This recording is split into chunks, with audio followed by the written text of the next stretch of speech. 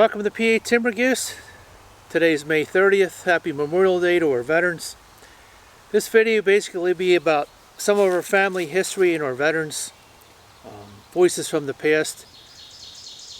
This will be basically a documentation so our family history of our veterans doesn't fade away.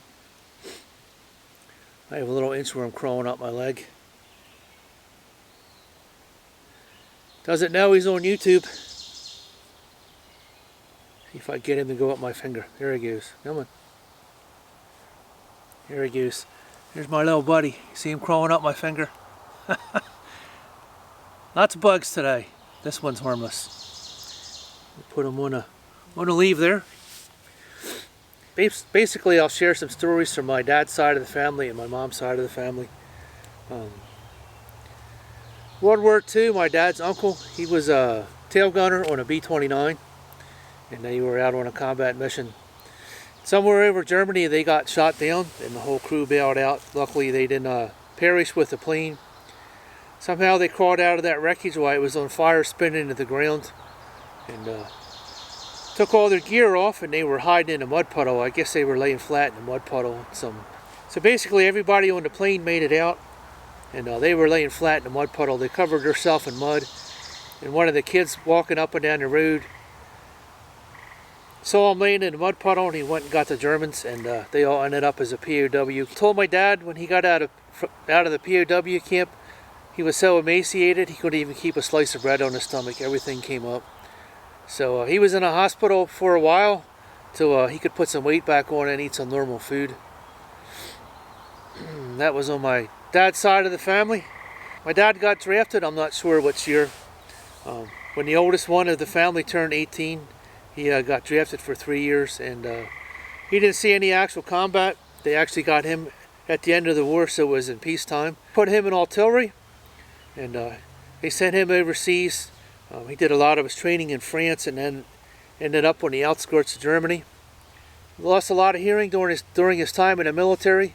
They would do firing exercises where they would shoot their howitzer for 24 hours, shoving 100-pound shells into the base of the gun and firing. That was their simulated practice. And the sergeant told them, you have to open your mouth a little bit or you'll blow your eardrums out. So basically they would go like this. And they would cover their ear. He lost about 80% of his hearing in the military. That's some stories from my dad. And okay, on my mom's side, I have my mom's two brothers. I'm not sure which brother was older. I think they were pretty close in years. They were only a few years apart. But one brother, he was part of the nuclear program, and he would not fly on an airplane no matter where they sent him. So every time they needed him somewhere, they would put him on a train, and he would ride the train to whatever state they sent him in. And he was part of the nuclear bomb crew, I'm guessing. He didn't really say too much. He was pretty quiet. The other brother, he was an early sniper. And at that time, sniper was not even a word. They actually called them sharpshooters. A lot of the shooting they did at the range was with the M1 Garand, and I believe they had some bolt actions, but I'm not sure what models they used. Basically, everything was a 30-06. And he said before they would go out on patrol, they would cut all the sugar off. And he said their vision would actually improve a lot because they didn't have any sugar in their bloodstream. My uncle's two partners in crime were two Seminole Indians from Florida. And everybody wanted to go with my uncle on the island, but those three were like the three amigos. They were very inseparable. Basically, my uncle and his posse, they would get dropped on an island, and they would scout the island for recon and send back any information they could. Any threats to the incoming forces were eliminated. Basically, they would pick them off from a distance.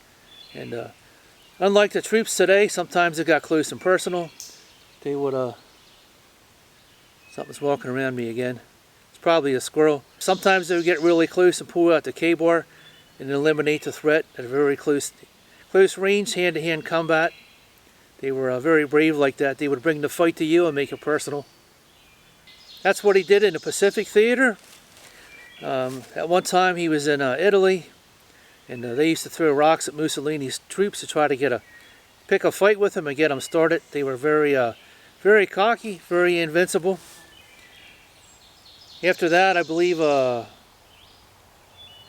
After going to Italy, I believe he was in Germany for a while, and he did tell me one story. There was a gang in Germany, and they were called the Elvises. They basically all looked like Elvis. They had their hair combed a certain way, and they all had leather jackets with their collar up. One night, part of their platoon, they were out on leave, walking around in Germany, and the Elvises got in a fight with them, and they were getting beat up pretty bad. One of them ran back to the barracks. One of them made it back to the barracks, and they brought the rest of their buddies out, and all the Elvises ended up in a canal for a swim. To this day, my uncle's still a very, very tough-minded person, and he always told us if he was told to go up a hill and kill the enemy with a spoon, he would have. Thank a veteran today, and hope you enjoyed some family history with our veterans. Thanks for watching PA Timber Ghosts. Thanks for coming along today. Hopefully you enjoyed some more family history of our family veterans. As always, smash that like button, hit the subscribe button. It really helps the channel. Comments are awesome, and we'll see you on the next video.